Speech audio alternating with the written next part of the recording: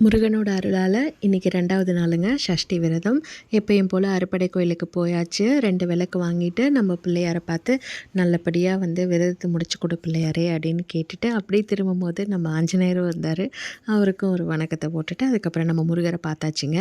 இன்றைக்கி 2வது நாள் அப்படின்றதுனால 2 விளக்கு ஏற்றிருந்தோம். அப்படியே முருகரை பார்த்து நல்லபடியாக கேட்டதை கொடு முருகா அப்படின்னு கேட்டு அடம் முடிச்சுட்டு அப்படியே அந்த கோவிலை சுற்றி பார்த்துட்டு இருந்தேன்.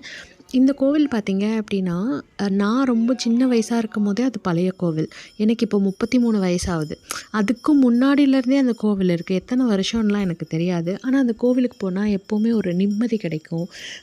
ரொம்ப பீஸ்ஃபுல்லாக இருக்கும். இது ஏற்காடு அடிவாரம்லேயே இருக்குது. உங்களால் முடிஞ்சால் நீங்கள் பாருங்கள். இங்கே அம்மன் இருப்பாங்க, முருகர் இருப்பார், ஐயப்பன் இருப்பார், பிள்ளையார் இருப்பார். அங்கே பெருசாக ரெஸ்ட்ரிக்ஷன்ஸ் எல்லாம் இருக்காதுங்க. நீங்கள் எந்த ரிலீஜன் வேணால் கூட பார்க்கலாம். இப்போல்லாம் ஒரு சில கோவிலில் ஹிந்துஸ் தவிர வேறு யாருமே ஹிந்து கோவில்களில் வரக்கூடாதுன்னு சொல்கிறாங்க.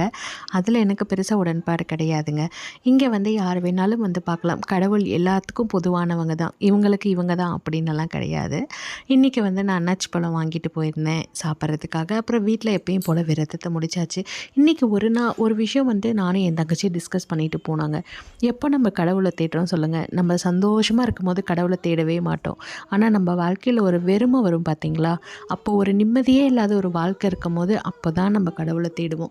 அந்த மாதிரி டைமில் தான் கடவுளை புரிஞ்சுக்கிட்டவங்க நிறைய பேர் அப்படின்னு நான் நினைக்கிறேன். என்னையும் சேர்த்து தான். எப்போ ஒரு வெறுமை வருதோ அன்றைக்கி கடவுள்கிட்ட போயிடுங்க. அவர் பார்த்துப்பார் எல்லாத்தையுமே. வெற்றிவேல் முருகருக்கு அரோகரா.